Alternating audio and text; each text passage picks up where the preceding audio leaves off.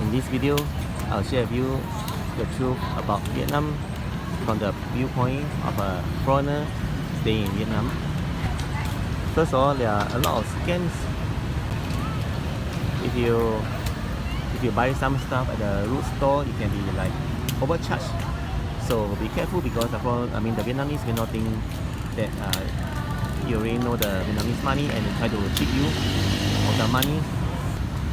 I mean, not all Vietnamese do this, but some of them do it to gain the profit. So I think it's really not good. I remember once I took a taxi which is not licensed. I mean, it's not my name, Vinasun, and then end up between 2 kilometers from the main town market to the Hamni, the riverside, which is like less than 1 kilometer and less than 12 kilometers. The price, do you guys know how much is this? It's like almost 500,000 dong. I was like, oh my god. I quickly like alighted from the taxi and then of course I paid up, and then I realized then in Vietnam you need to use a reputable taxi providers and my name or Vinasun. Any other taxis is really not good. The next thing will be the streets of Vietnam are filled with trash. This is something that the government should look into, but it has been this problem for many years. It's not just recently. And then secondly, there's a smell on the street in certain areas.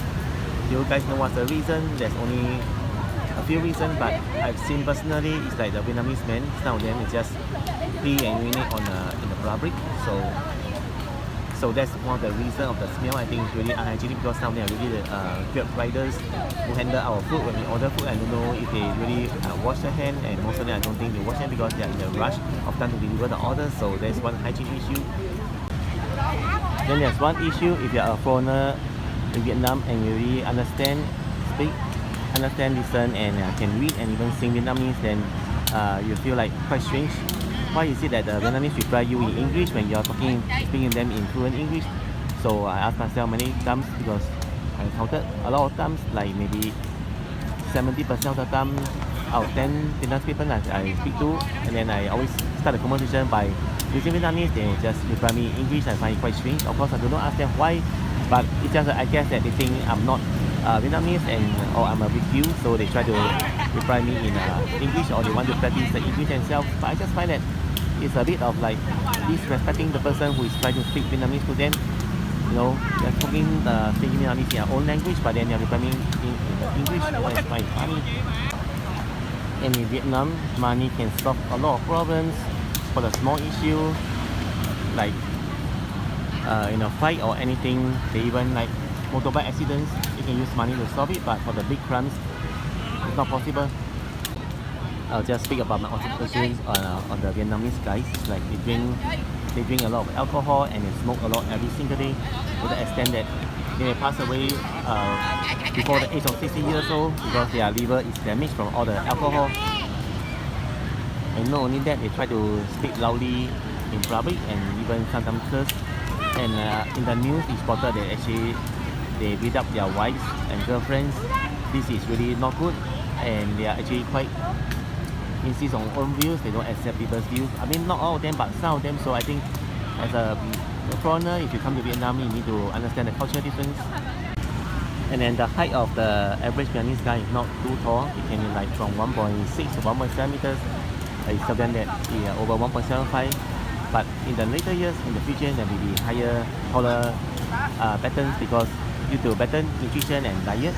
And for Vietnamese girls, they are actually not very tall as well. It's like it can be as short as 1.5 meters to 1.58 meters. This is the average. 1.55 meters, 1.56, 1.58 meters. And then the height of the average Vietnamese guy is not too tall. It can be like from 1.6 to 1.7 meters. It's something that over 1.75, but in the later years, in the future, there will be higher, taller patterns because due to better nutrition and diet. And for Vietnamese girls, they are actually not very tall as well. It's like it can be as short as 1.5 meters to 1.58 meters. This is the average. 1.55 meters, 1.56, 1.58 meters. There's a trend among the young Vietnamese girls. They like to go for plastic surgery. That means cosmetic surgery, and then they spend quite a lot of money, and you see that their nose are plastered up or their eyes are swollen. This is due to the after effects of the cosmetic surgery. I mean, it's nothing wrong. Everyone just want to look their best. the most pretty and most handsome. But then there's one bad thing because after all this, right, you just find that the people who do the cosmetic surgery they look almost the same because the style of the doctor is similar. So the two girls who have done cosmetic surgery, they look like 90% similar to each other, except if you understand their names, know their names, or know them personally, then it's a different story. The older generation of the Vietnam people, they don't really understand the English. So in that situation, if you are invited to a family dinner or something, it's best to just speak Vietnamese if you can speak, and not just use simple phrases like "cảm ơn," like "thank you," and then "xin lỗi," like "sorry," and then just smile if everything feels. I'll just speak about the Vietnamese food in general. Of course, there are delicious food like the bánh mì sandwiches, bún bò Huế, and then the bánh trưng, bánh xèo, also the bread and dishes and the pho noodles. But then it's like after some time you try, it's like you get quite bored of it, right? Even though sometimes you go to a good restaurant, the chef is the best chef. I'm not sure. So this is one of the things that you guys should understand if you are visiting any country, not just in Vietnam or anywhere else. Having said that, Saigon has the most fun stuff to play and explore, the most number of museums, a long walking street like here, the Mui Hui walking street, and then the food, there's a lot of restaurants here, and then a lot of shopping center, malls that you'll never be bored.